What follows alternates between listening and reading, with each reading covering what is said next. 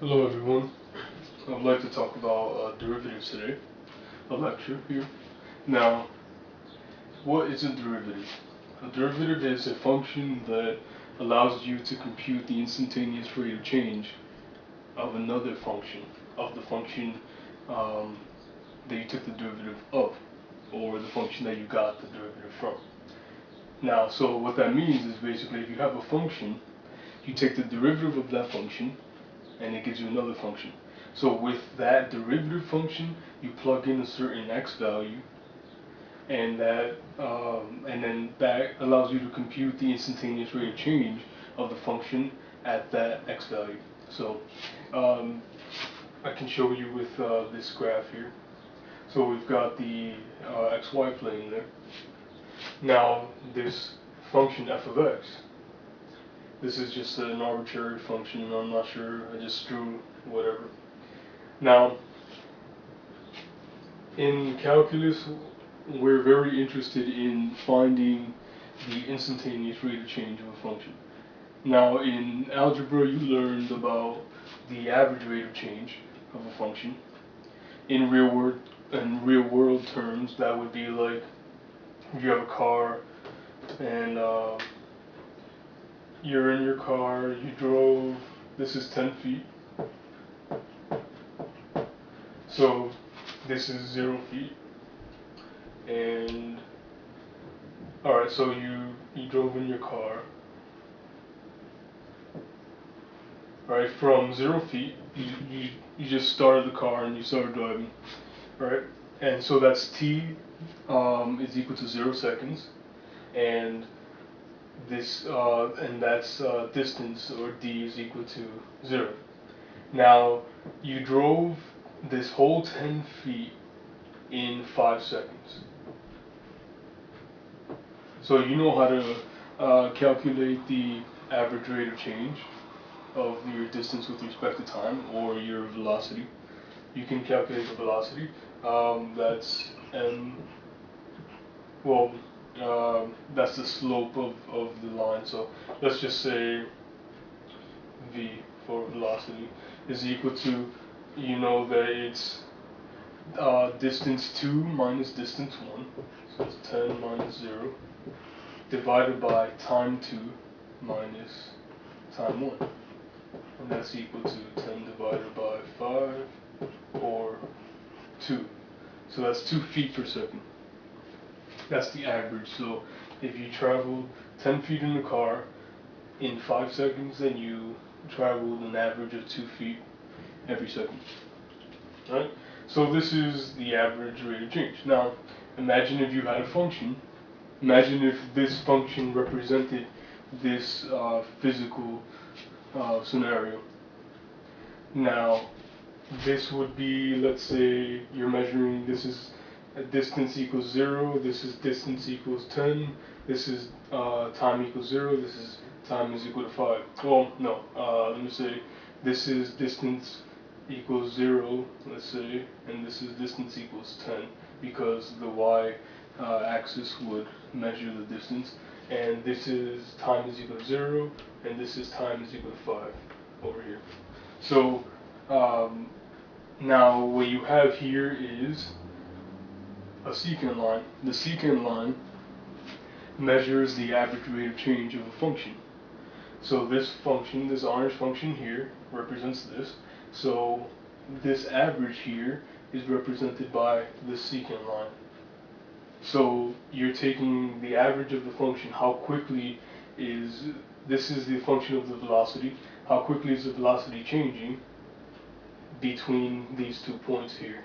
So in this part of the graph, how quickly is it changing? It doesn't matter this part, it doesn't matter that part, we're just calculating the average in this part here. So this blue line here, that's the secant line. So that measures the average, it measures this. Now, what we really want to find out is the time at a certain, the velocity at a certain instant of time. So that's when we talk about the tangent line. So the derivative of the function allows you to compute the slope of the tangent line. So this here allows you to compute the slope of the secant line. So this is 2, so the slope of this blue line is 2. And so we want to figure out what the slope of the tangent line is. This purple line here is the tangent line. So as you can see, the tangent line skims the graph at one point. It doesn't actually cut through the graph. So you're just trying to see at one instant. So this is in a time interval. The secant line measures the velocity in a certain time interval, and this tangent line measures the velocity at a certain instant of time. So let's say this was 0 and this is 5 seconds. X is equal to 0 seconds, X is equal to 5 seconds. And you could use X or T or whatever.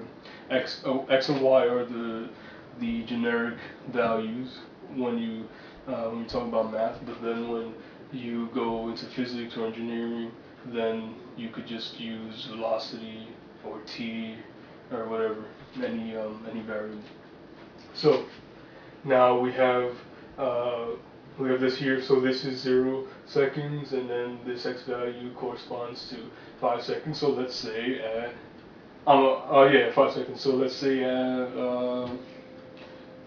3.5 seconds.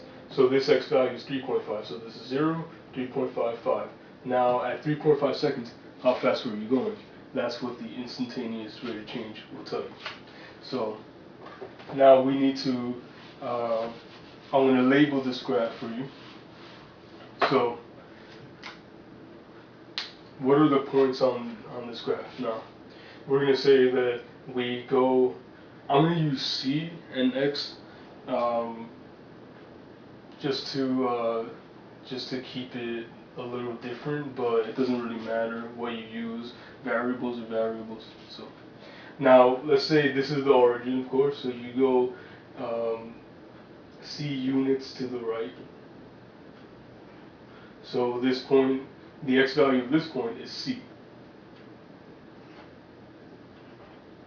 Now what's the y value? The y value, or how much it goes up, is f of C. Because whatever function this actually is, you plug in that C value and you get the y value. So that's f of C.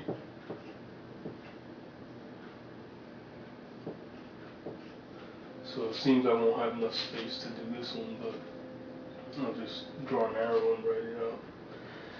Okay, so now, so that's the coordinates of this point here. Now let's say we go another distance here.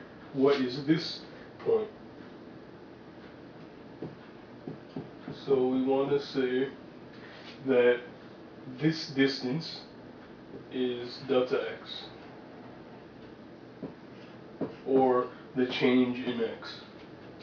So we went on the we went C units to the right for this point on the x-axis. Now we're going delta x more units to the right, or we're changing the x by that much. So now this point is C plus delta x, because we went C plus this distance here, delta x.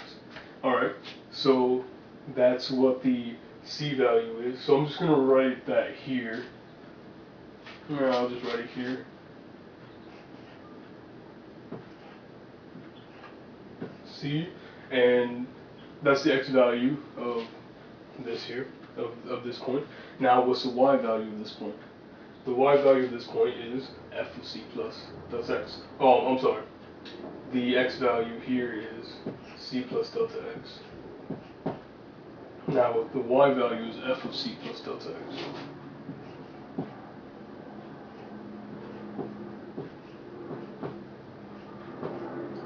Okay. I don't need both of those. Alright, so now we have these 2 points. Now we can figure out the slope of this secant line. So our goal here is to transform this secant line into this tangent line, so we can have a formula for computing this tangent line for any function. So now, so we have m, as you learned in algebra, m is equal to y2 minus y1 divided by x2 minus x1, right? So this is y2, so that's f of c plus delta x minus y1, which is f of c, divided by x2, which is c plus delta x, minus x1, c. So basically these c's cancel out, c minus c is 0.